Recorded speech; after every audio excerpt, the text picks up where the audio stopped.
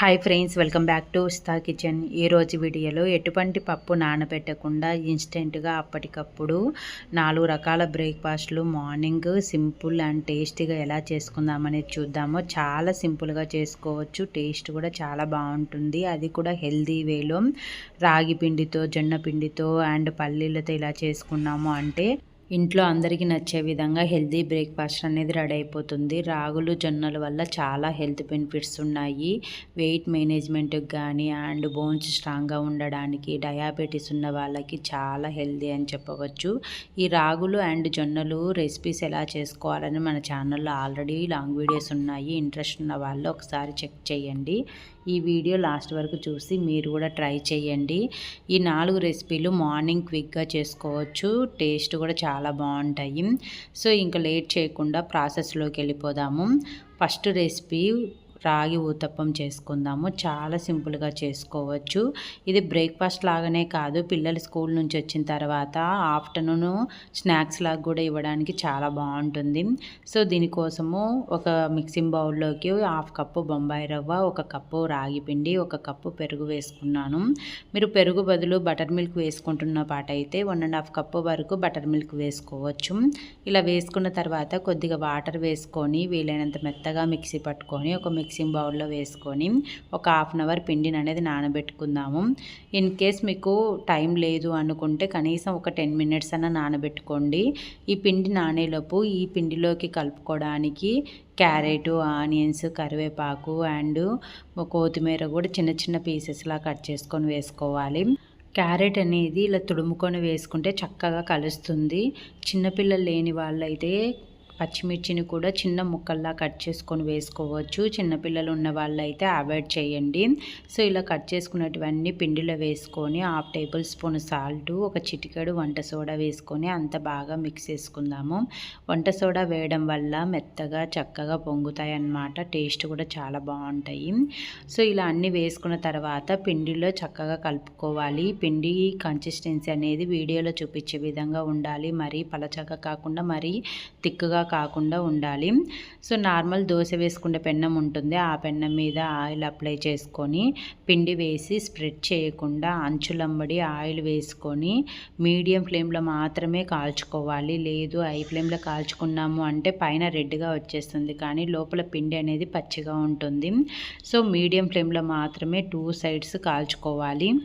ఊతప్పం అనేది సరిగ్గా కాలకముందే తీసేసామంటే లోపల పిండి పిండిగా ఉంటుంది. ఇది కాలడానికి కొంచెం టైం పడుతుంది, కానీ టేస్ట్ చాలా బాగుంటుంది.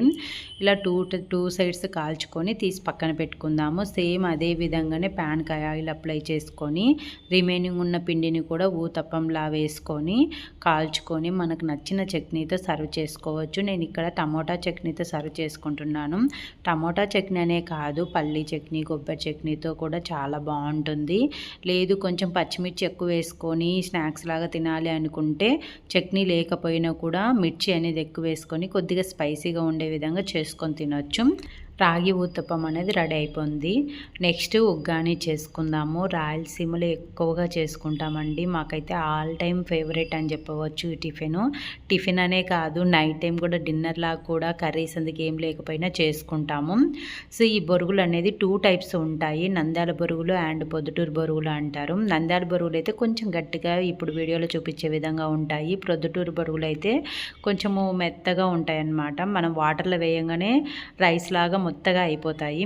సో ఇవి కొద్దిసేపు నానాలి, అవైతే నానాల్సిన అవసరం లేదు. ఇవి నానేలోపు ఈ తాలింపు కోసము మిక్సీ జార్లో ఎండు కొబ్బరిని చిన్న ముక్కల్లా కట్ చేసుకొని వేసుకోవాలి. అదేవిధంగా 1.5 టేబుల్ స్పూన్ కారము, 1/2 టేబుల్ స్పూన్ సాల్ట్ వేసుకొని మెత్తగా మిక్సీ పట్టుకొని పక్కన పెట్టుకుందాము.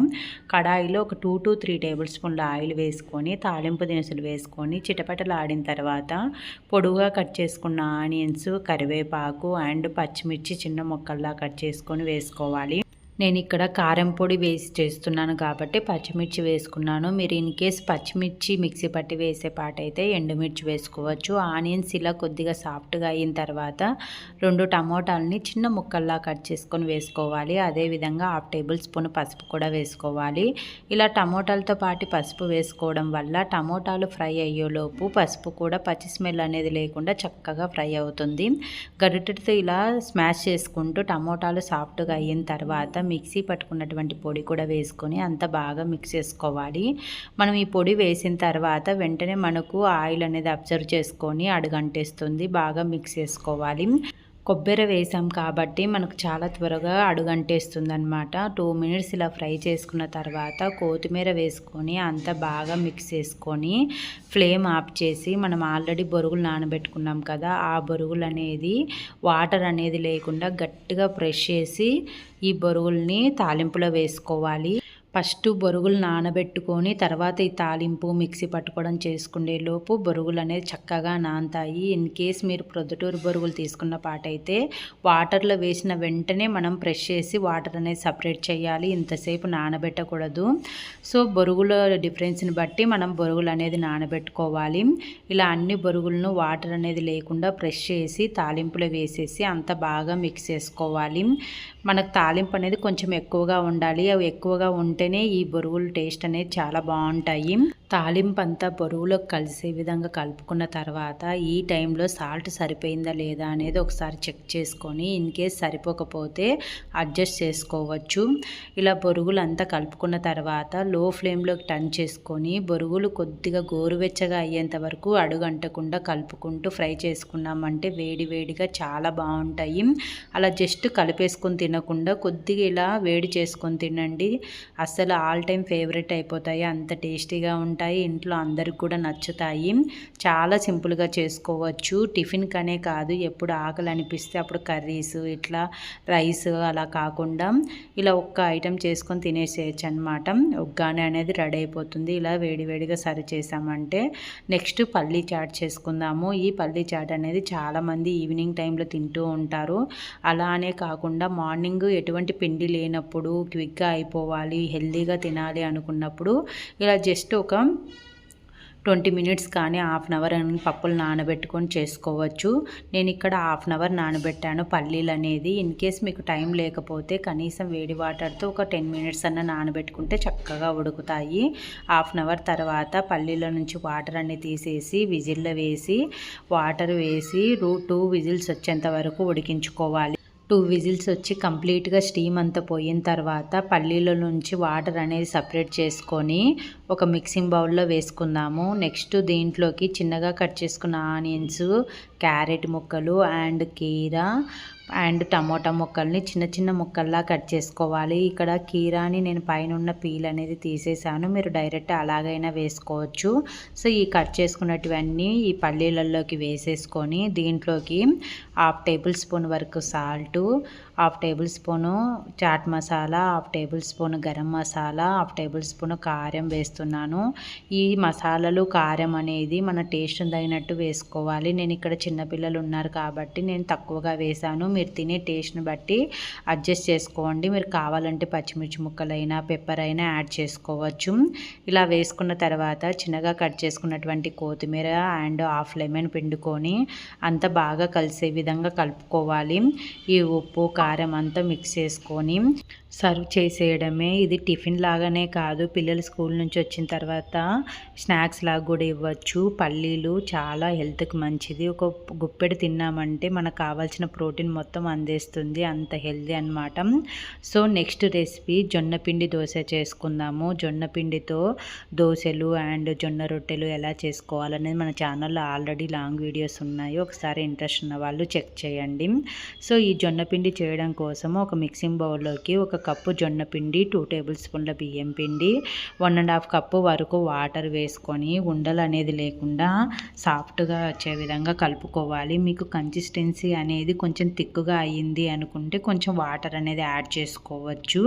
జొన్న పిండిలో ఇలా బియ్యం పిండి వేయకుండా అచ్చం జొన్న పిండితోనే చేసుకోవచ్చు. లేదంటే కొద్దిగా క్రిస్పీగా రావాలి అనుకుంటే 2 టేబుల్ స్పూన్లు బియ్యం పిండి యాడ్ చేసుకోండి.